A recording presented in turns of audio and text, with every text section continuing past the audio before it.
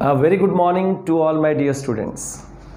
Today we are going to start with the last chapter and the last unit of Indian economic development, and the name of the unit is Development Experience of India, a comparison with the neighbors.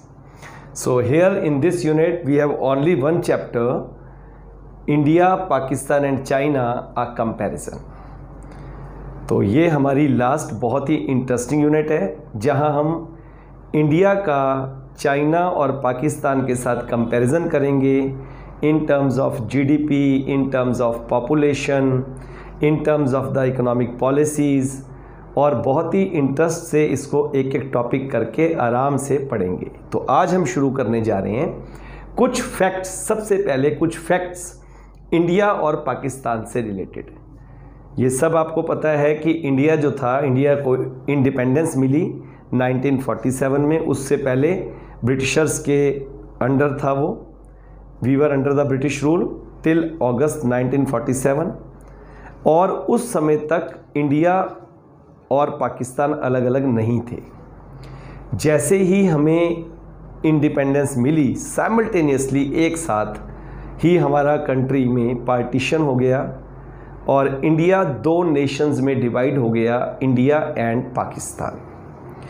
अभी यहीं कुछ नहीं थमा, फिर 1971 में पाकिस्तान भी आगे दो हिस्सों में डिवाइड हो गया, पाकिस्तान एंड बांग्लादेश। तो यही कुछ फैक्ट्स हैं जो हमने यहाँ लिखे हैं। India was under the British rule before 1947। India got freedom on 15 August 1947 and simultaneously partitioned into India and Pakistan. Another development took place in 1971 and Pakistan was further partitioned into Pakistan and Bangladesh. So when we compare India and Pakistan, जब हम बात करेंगे India की पाकिस्तान के साथ, तो हम उस पाकिस्तान के साथ कंपेयर करेंगे जो 1971, क्योंकि उससे पहले तो जो हुआ था इंडिया के साथ पाकिस्तान अलग हुआ था, वो पाकिस्तान फिर से अलग हो गया 71 में। So we will talk of the Pakistan of 1971। So this is the few facts about India and Pakistan. अब हम शुरू करने जा रहे हैं similarities in the strategies of development. क्या क्या सिमिलैरिटीज़ थी इन तीनों कंट्रीज़ में जो डेवलपमेंट हुई, उनमें किस तरह की सिमिलैरिटीज़ थी। तो सबसे पहले तो before we make a comparison of these three economies, let us note many similarities in the strategies followed by the three countries in their development policies और डेवलपमेंट पाथ। पहली चीज़, खास बात, started the economic planning around nearly same points of time. तीनों में economic planning आसपास ही हुई। India में इकोनॉमिक प्लानिंग शुरू हुई आपकी 1951 में, पाकिस्तान में हुई 1956 में, और चाइना में हो गई 1953 में। तो देखो ये तीनों dates, India 1951, Pakistan 1956 and China 1953। दूसरी खास बात, adopted the planning strategy of creating the public sector. तीनों ने ही पहले पब्लिक सेक्टर पे जोर दिया, PSUs की बात करते हैं, public sector undertakings, and raising the government expenditure on the social development. ये तीनों की स्ट्रेटजी थी कि गवर्नमेंट के ऊपर एम्फेसाइज किया जाए कि गवर्नमेंट सेक्टर आगे आए, सामाजिक विकास के लिए काम करे, पब्लिक सेक्टर को लीडिंग रोल दिया जाए। तो ये तीनों ने ही शुरुआत की, और तीनों का जो GDP का ग्रोथ रेट था और पर कैपिटा इनकम का till 1980 it was nearly same. तो ये तो तीन सिमिलैरिटीज़ इन तीनों इकोनॉमीज़ की। मैं फिर आपसे एक रिक्वेस्ट करूँगा, जो बोर्ड पर लिखा है वो आपको समझ आ रहा होगा, विजिबल भी होगा। अगर उसमें कुछ थोड़ी सी कहीं कमी भी है, तो जो मैं आपको ऑडियो बोल रहा हूँ, मेरा ये ऑडियो लेक्चर जो आपके सामने है, ये अपने आप में उसको सपोर्ट कर रहा है, और ये आपको पॉज करके आराम आराम से अपने नोट्स बनाने में हेल्प करेगा। चलिए अब बात करते हैं landmarks in the development policies in India, China and Pakistan. किस किस ईयर में क्या क्या हुआ इंडिया में, चाइना में, पाकिस्तान में। अब हम इनको अलग अलग लैंडमार्क्स को अलग अलग कंट्री के हिसाब से पढ़ेंगे। सबसे पहले देखो हम बात करते हैं इंडिया की। आपने पढ़ ली है इंडियन इकोनॉमिक डेवलपमेंट, आपको काफ़ी कुछ तो इसमें से पता चल चुका है। हमारी इकोनॉमिक प्लानिंग शुरू हुई 1951 में, first 5 year plan 1 April 1951 to 31 March 1956। आपने सारा चैप्टर इकोनॉमिक प्लानिंग का पढ़ा है। तो launch of the first 5 year plan and adoption of the mixed capitalistic system, जिसको मिक्स्ड इकोनॉमी भी बोलते हैं, कैपिटलिज्म एंड सोशलिज्म। कैपिटलिज्म का मतलब प्राइवेट सेक्टर, सोशलिज्म का मतलब गवर्नमेंट सेक्टर, दोनों को मिक्सचर ऑफ बोथ। तो ये हमारे पास हो गया सबसे पहले launch of the first 5 year plan and adoption of the mixed capitalistic economic system. दूसरी बात 1956 आपने पढ़ी है इंडस्ट्रियल पॉलिसी रेजोल्यूशन IPR 1956 के अंदर, जिसमें प्रोमिनेंट रोल दिया गया पब्लिक सेक्टर को और सेकेंडरी रोल दिया गया प्राइवेट सेक्टर को। आप ये चैप्टर पढ़ चुके हो, जो मैं यहाँ पॉलिसी बोल रहा हूँ वो आपने पूरा चैप्टर पढ़ा है कि IPR के अंदर leading role was assign to the public sector and the secondary role was assign to the private sector. और 61 के अंदर आपने पढ़ा है ग्रीन रेवोल्यूशन, आपने पूरी एग्रीकल्चर की स्ट्रेटजीज के बारे में चैप्टर पढ़ा है, जिसको हम न्यू एग्रीकल्चरल स्ट्रेटजी या ग्रीन रेवोल्यूशन बोलते हैं, जिससे बहुत ही ज़्यादा हमारी बम्पर क्रॉप हुई और जो कमी थी हमारी, स्केर्सिटी थी, वो दूर हो गई। सो new agricultural strategy called Green Revolution in 1961, which was extremely successful in raising the agricultural production and removing the shortages। पूरा चैप्टर आपने पढ़ा है 1991 न्यू इकोनॉमिक पॉलिसी, जिसको इकोनॉमिक रिफॉर्म्स भी बोलते हैं। तो देखो वही बता रहा है, due to the foreign exchange crisis हमको ये रिफॉर्म करने पड़े। LPG were the main feature, liberalisation, privatisation and globalisation.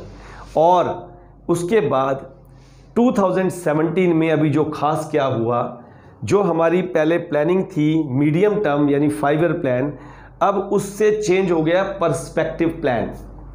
Long term की प्लानिंग हमने कर दी है, more than 5 year means 15 years की अगर हम यहाँ बात करें तो 10 to 15 ईयर्स की लॉन्ग प्लानिंग लेके गवर्नमेंट चल रही है। और प्लानिंग कमीशन ये भी पढ़ा है हमने, इसको रिप्लेस कर दिया गया और इसका नया नाम रखा गया नीति आयोग, जिसको एक ब्रॉड बेस्ड ऑर्गेनाइजेशन बना दिया गया और ब्रॉड बेस्ड बॉडी बना दिया गया, national institute for transforming India.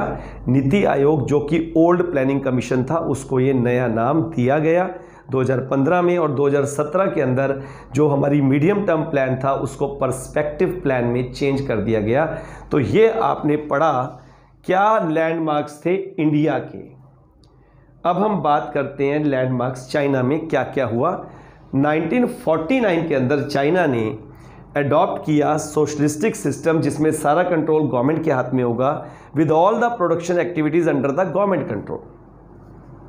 फिर 58 के अंदर एक नई पॉलिसी आई जिसको हम ग्रेट लीप फॉरवर्ड बोलते हैं, जो चाइना ने अडॉप्ट की, GLF, an economic and social plan to in place from 1958 to 1960। इस 2 ईयर्स के लिए इस प्लान को लाया गया, aimed at rapidly transforming China from an agricultural economy into the industrialised one. Great leap forward, आगे की तरफ एक लंबी छलांग लगानी, जहां से एग्रीकल्चरल इकोनॉमी से इंडस्ट्रियल इकोनॉमी में चाइना को कन्वर्ट करना था। लेकिन यहां एक गलती क्या रही, द कलेक्टिविजेशन। ये कलेक्टिविजेशन का मतलब है कि पहले सब कुछ गवर्नमेंट के हाथ में थी, पूरी agriculture. The collectivization of agriculture coincided with poor weather, कुछ तो गवर्नमेंट के हाथ में थी तो कोई अपनी जिम्मेवारी नहीं ले रहा था, और पुअर वेदर कंडीशन थी। इससे क्या हुआ, फेमिन, सूखा पड़ गया, that killed an estimated 2 crore people. So इसके बाद इस GLF को अबंडन कर दिया गया in 1960 and the private ownership of the land was reinstated। पहले ये कोशिश की गई सारी ज़मीन गवर्नमेंट के हाथ में रहेगी, सारा कंट्रोल गवर्नमेंट के हाथ में रहेगा। जो मैंने अभी आपको एक शब्द बोला है, इसको ज़रा ध्यान से अपने दिमाग में रख लो। It was the collectivization of agriculture, this is most important. Collectivization था, उसको बाद में फिर से प्राइवेट कर दिया गया और प्राइवेट ओनरशिप ये हम आगे भी पढ़ेंगे, अभी हमारे पास आने वाला है। तो इसके बाद क्या किया गया, 1966 टू 76 के अंदर great proletarian cultural revolution. Proletarian का मतलब होता है वर्कर्स, जो काम करने वाले व्यक्ति, वर्कर्स। तो एक प्रोलेटेरियन कल्चरल रेवोल्यूशन ये लाया गया कि students and professionals they were sent to work and learn from the countryside. वो रिमोट एरियाज में जाएंगे, विलेजेस में जाएंगे, वहाँ जाके सीखेंगे, सीख कर फिर आएंगे। तो इससे कंट्री में इक्वल बैलेंस, बिल्कुल आपकी जो है बैलेंस्ड ग्रोथ हो जाएगी ऑफ ऑल द रीजन्स, और इससे कंट्री बहुत रैपिडली ग्रो करेगा। तो उन्होंने ये एक बहुत ही अच्छा स्कीम किया, ग्रेट प्रोलेटेरियन कल्चरल रेवोल्यूशन। फिर इकोनॉमिक रिफॉर्म्स हमारी तरह उन्होंने भी किए। Agricultural communes divided into small plots. अब उसको क्या किया, पहले तो उन्होंने किया था, मैंने बताया था कलेक्टिवाइजेशन, लेकिन अब उसको छोटे छोटे प्लॉट्स में डिवाइड किया गया। इंडिविजुअल फार्मर्स को कल्टीवेशन की रिस्पॉन्सिबिलिटी दे दी गई। उनको अलाउ कर दिया गया टू रिटेन ऑल इनकम, वो सारा पैसा रख सकते थे after the payment of taxes. और इंडस्ट्रियल सेक्टर में जो स्टेट ओन्ड एंटरप्राइज थे उनको भी धीरे धीरे प्राइवेट कर दिया गया, कंपटीशन में ले आए ताकि वो भी तेज़ी से ग्रो करना शुरू करें, लाइक इन इंडिया। पाकिस्तान की अगर हम बात करें तो 56 में उन्होंने economic planning under mixed economic system India की तरह शुरू किया। एम्फेसिस उन्होंने भी इंपोर्ट सब्सटीट्यूशन, ताकि जो चीज़ बाहर से मंगवानी है, हमने भी ऐसा ही किया था, आपने पढ़ा है पॉलिसी ऑफ इंपोर्ट सब्सटीट्यूशन। 70 के अंदर nationalisation of the capital goods industry, सारी इंडस्ट्री नेशनलाइज का मतलब होता है अंडर द गवर्नमेंट कंट्रोल। और पाकिस्तान भी 1980 में शिफ्ट टू प्राइवेटाइजेशन। ऐसा नहीं है कि हम पाकिस्तान इकॉनमी को बुरा कहें, इकॉनमी बुरी नहीं है, वहाँ पर जो रूलर्स हैं उनको कंट्रोल नहीं आया, उनके मन में सिर्फ इंडिया के प्रति बुरा भाव, जो कि अच्छी बात नहीं, बिकॉज वसुदेव कुटुंबकम, the entire world is my family. जब ये फीलिंग आती है तो कोई कंट्री बुरा नहीं, कहीं हम किसी को बुरा नहीं कह सकते। बट जहाँ छोटे छोटे हम दायरों में बढ़ जाते हैं, there we feel hate, we have a jealousy for each other, this is really very bad. तो हमने अभी तीनों के बारे में 3 चीज़ें पढ़ ली। कुछ फैक्ट्स इंडिया पाकिस्तान के बारे में पढ़े, similarities in the strategies of development, क्या क्या लैंडमार्क्स इंडिया में, चाइना और पाकिस्तान के थे। अब हम अगला जो है एक एक करके इसके कंपैरिजन करते जाएंगे ऑन डिफरेंट इश्यूज़। और मुझे पूरी उम्मीद है कि जितना जितना मैं आपको करवा रहा हूँ, आप साथ साथ अपने नोट्स बनाएंगे। वो सब बच्चे जो मेरे अपने स्कूल के नहीं हैं और मुझसे सीख रहे हैं, उनसे एक ही रिक्वेस्ट करूँगा, बेटे बहुत अच्छी बात है आपने सब्सक्राइब किया है, आप लगन से सीख रहे हो, लेकिन फ़ायदा तब होगा जब साथ साथ अपने नोट्स आप भी बनाते रहो। और अपने टीचर जो स्कूल के हैं उनको भी पूरी रिस्पेक्ट दो। मैं कभी नहीं कहूँगा कि आप मुझे, अगर आपको मुझसे अच्छा कुछ सीखने को मिल रहा है तो आप सोचो कि वो टीचरों को कुछ नहीं आता। All the teachers are equally efficient, respect all teachers and take their blessings. God bless you all.